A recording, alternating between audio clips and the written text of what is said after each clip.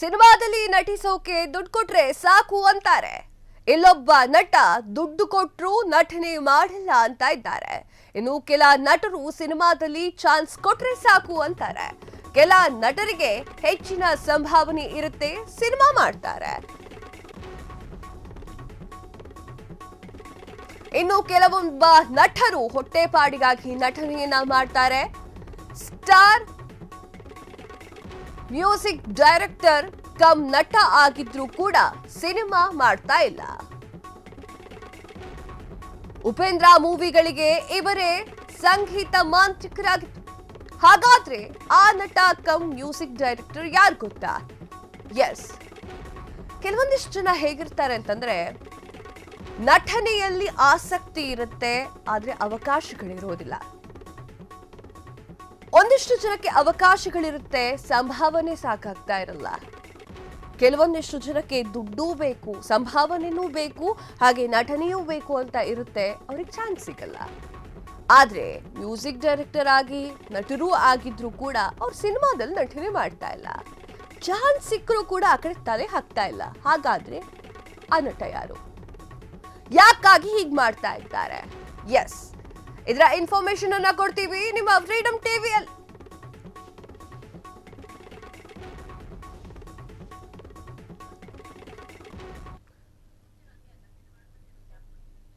S, ದುಡ್ಡು ಕೊಡ್ತೀನಿ ಅಂದ್ರು ಸಿನಿಮಾ ಮಾಡಲ್ವಂತೆ ಈ ನಟ. ಸಂಗೀತ ಮಾಂತ್ರಿಕ ಗುರು ಕಿರಣ್ ದುಡ್ಡು ಕೊಟ್ರು ಸಿನಿಮಾ ಮಾಡಲ್ವಂತೆ. ನನಗೆ ದುಡ್ಡು ಕೊಟ್ರು ಸಿನಿಮಾ ಮಾಡೋದಿಲ್ಲ, ಮಾಡೋಕೆ ಆಗೋದಿಲ್ಲ ಅಂತ ಹೇಳಿದ್ದಾರೆ. ದೊಡ್ಡ ಪ್ರಾಜೆಕ್ಟ್ ಒಂದು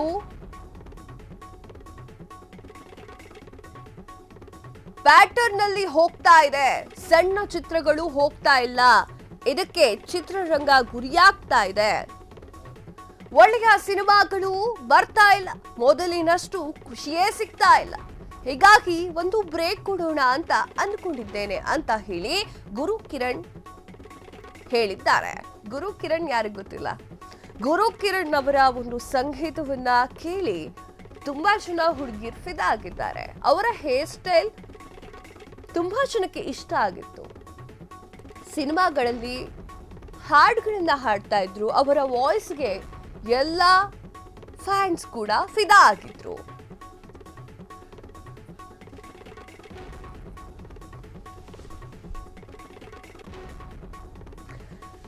ಗುರು ಕಿರಣ್ ಅವರು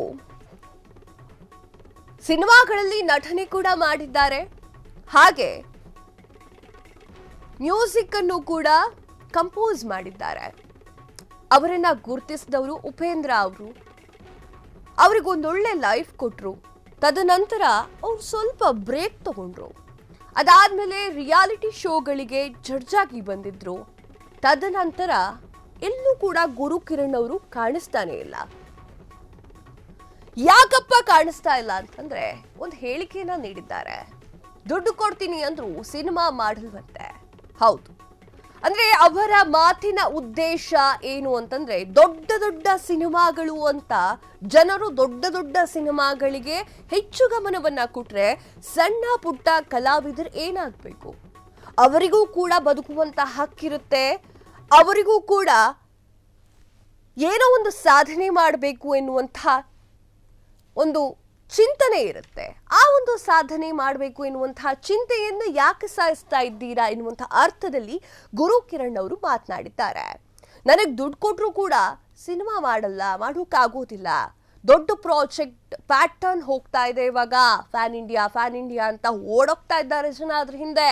ಸಣ್ಣ ಸಣ್ಣ ಚಿತ್ರಗಳು ಬರ್ತಾನೆ ಇಲ್ಲ.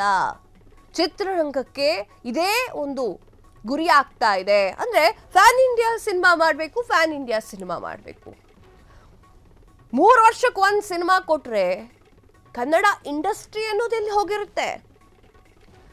ನೆನಪಿರ್ಲಿ ವೀಕ್ಷಕರೇ, ಒಂದು ವರ್ಷದಲ್ಲಿ ಒಂದು ಅಥವಾ 2 ಸಿನಿಮಾವನ್ನ ದರ್ಶನ್ ಅವರು ಮಾಡ್ತಾ ಇದ್ರು. ಈಗ ಅವರು ಕೂಡ ಸ್ಟಾಪ್ ಮಾಡಿಬಿಟ್ಟಿದ್ದಾರೆ. ಅದೀಗ ಕೇಸ್ಗಳೆಲ್ಲ ಇರುವಂತಹ ಕಾರಣಕ್ಕಾಗಿ ಅವರು ಕೂಡ ಮೂವಿಗಳನ್ನ ಅಷ್ಟು ಮಾಡ್ತಾ ಇಲ್ಲ. ಅವ್ರ ಮೂವಿಗಳು ಕೂಡ ಬರ್ತಾ ಇಲ್ಲ. ಇಲ್ಲಾಂದ್ರೆ ವರ್ಷಕ್ಕೆ 2 ಮೂವಿ ಅಥವಾ 1 ಮೂವಿ ದರ್ಶನ್ ಅವ್ರದ್ದು ಬಂದೇ ಬರ್ತಿತ್ತು.